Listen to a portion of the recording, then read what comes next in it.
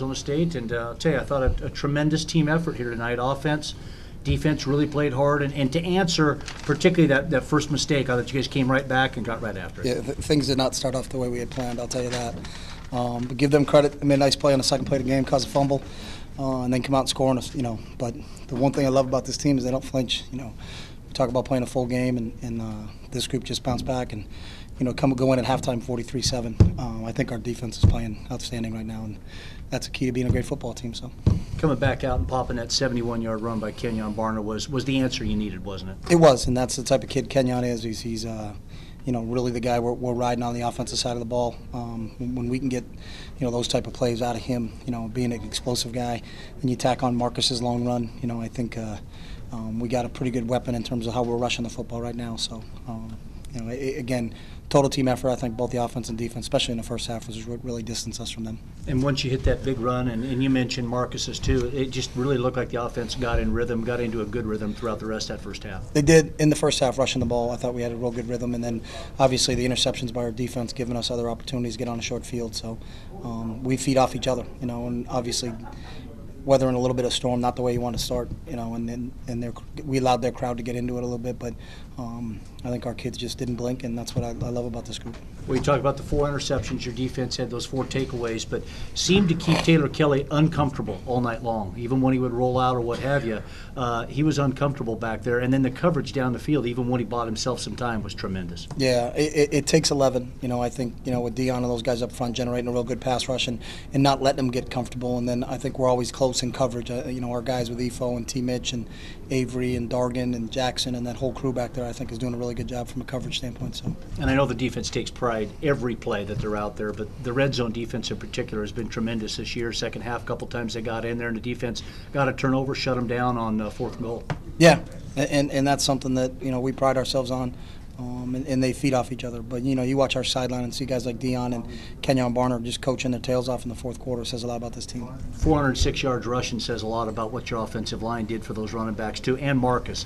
Marcus made great decisions on that big run down the middle of the field, but to run for 406 against a defense like this really says something about your line. Yeah, we knew they were going to be aggressive, and when you're going to play that many people close to the line of scrimmage, I think you're going to break some things, and we talked about if they're not exactly gap sound, you're going to get a chance to hit some things, and that's what happened with those 2 long runs, and it's part of it. Live by the blitz, die by the blitz. But if you're going to bring it every down, and then they're not where they're supposed to be, in terms of staying gap sound, then I think you get a shot at some big plays. And we have some kids, if you give them a little bit of a crease, they can make big plays. Every win's big, but when you get them on the road in particular, they're really big, aren't they? Yeah, we talk about being great, and to be great, you got to win on the road, and I think this team understands that. Our last road loss was, I think it was November 7th in 2009. We lost down at Stanford on the road. These guys take a lot of pride going on the road, playing in a hostile environment. You got to embrace that, and that's what this group loves to do. We're going to get everybody's best shot, and we know that, and that's what these kids want. And, we'll regroup. We got next 2 extra days to get better, and then we'll be back home for Colorado on next Saturday. All right, Coach. Well, we got a long trip back. I want to get home as quick as we can. So congratulations on the big win again. We'll talk to you next week after Colorado. Thank you, Jordy. All right, Jerry, back up to you. Did you learn anything about Marcus? No, I mean, I don't. I think people may have learned things, but I think that's what we expect out of him, and we see him do that, all the time. That run was kind of reminiscent of the one he took off in the spring game with. That's what we've seen with him. That's why, there's no question he's our starting quarterback. The same thing we talked about, going on the road and playing in an environment, and it's going to be another test for him. And I thought he did a really nice job, of just managing the game and taking what the defense gave him. We didn't think coming in here it was going to be a rushing deal. We thought we were going to be a little bit more balanced, but all of a sudden, we're starting to hit some long runs. So, kind of stay with the run game a little bit more. But I think we got a bunch of unselfish guys. They don't care how we get it, as long as we get it. So there's going to be days we're going to have to throw it a lot in this league. There's going to be days when we run it a lot in this league. But it's a comfortable group, in terms of they just want to produce and they want to score. So who knows what happens if they've been in, but Sutton going down to them and yet on Yale. Impressions of them coming into this game.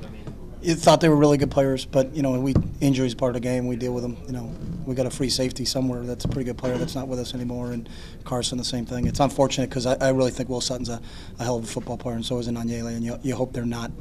But our game plan wasn't, hey, this kid's out, let's do this. It's just we got to go. And I think It's part of it, and that part of being a good team in this league is you got to be able to weather. I don't think anybody. You look at what Mike's doing up at Oregon State, losing Mannion and Vaz comes off. It's if you got some depth and you got some backups that can come in and act like they're starters, and you got a shot. And that's what this league's about. When you really boil it down to, and you're going to be a real good team in October and November, is your depth is going to get tested. And the teams that may be struggling slightly, it's because they've had some injuries and they haven't been able to weather that storm. So. Chip, there was a lot made about this being your first road test. What was your approach to this game? I mean, It was nothing like that. I don't think it was. I mean, we had 50,000 fans up at CenturyLink Field, and I think it's an insult to the Washington State fans. They had an unbelievable turnout, and that was at halftime you go in and Washington State gave us their best shot. So, every game for us is an important, especially when you go on the road. So, we didn't look like it's CenturyLink. It's not Pullman. It's a different game. This is our second time going on the road, obviously, and you learned a little bit about it. About yourselves, but the big thing about good teams on the road is they don't really care about who's in the stands. Fortunately we don't have to play them. We didn't have to play 70,000 people today. We just had to play, the group that Arizona State put on the field. So, and I think our guys focused and concentrated on what they did. By and large, I think they did a good job, especially in the first half with any noise issues. I don't think we had any noise issues. We had a couple false starts that rankle you a little bit in the second half, but it wasn't because it was too loud out there. It was just guys not being on the same page and communicating. So. One of the challenges, you had four interceptions. Let me go. I don't care. 4 interceptions tonight. Seems to be a real habit for your team. What is causing this? It's everybody on defense. It's the rush making the quarterback a little bit unsettled, and then I think we got a group of guys out back that can stay in coverage and can match up with people, and it's a real athletic group back there. So I think it's a combination of the pass rush and the coverage. So. John? This game became important for us because we wanted to see you play against a decent team on the road. But for you, do you get a sense of how good you guys are? Can you tell how good this team is? It's a great question. I don't.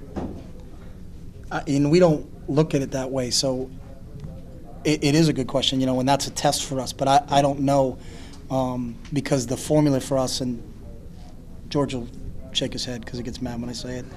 It's just a 1 week deal, and the teams that are really, really good, you can't, throw your arm out of socket, pat yourself on the back and say, hey, what do we do? Because in this league, if you do and you for some reason your mindset isn't where it needs to be, you're going to get beat. And especially on the road, USC's loss is on the road at Stanford. Stanford's loss was on the road at Washington. And we really preach to our guys that if you want to win the championship, you have to be great on the road. And I think our kids embrace that. But as I tell them, that's not a badge you put in your chest. Say, look what I did. You got to go out and do it again. And we finished down the stretch with some real big road games. And hopefully this gives us a little bit more to pull upon when we get into those situations. But how close are you to playing your best game? It's a good question. I think they help us as coaches because we didn't play great in the second half. So it's not like those guys are in the locker room just high-fiving each other. There's some guys in there that are kind of ticked off a little bit, and that's from a coaching standpoint. I won't tell them. I won't go back in the locker room and tell them that, but that's a good thing. We got some teaching to still do, and because we're young, we got 65 freshmen and sophomores, and when we lost 2 of those seniors that were great players for us, is there's not a lot of seniors in our 2 deep right now. It's still a young operation, so everything's kind of still new to them the first time they do it. But when we've got film now, we got things to talk about. How do we close people out in the second half? How do we do a better job being up 43-7 and not making it a 43-21? We call a timeout, tell them they're going to onside kick it, and we got a young freshman who still bails out of there, But now we got tape to kind of show them why did we call a timeout, why did we talk about the onside kick? Because, sometimes we actually know what we're talking about as coaches, so maybe you could listen to us.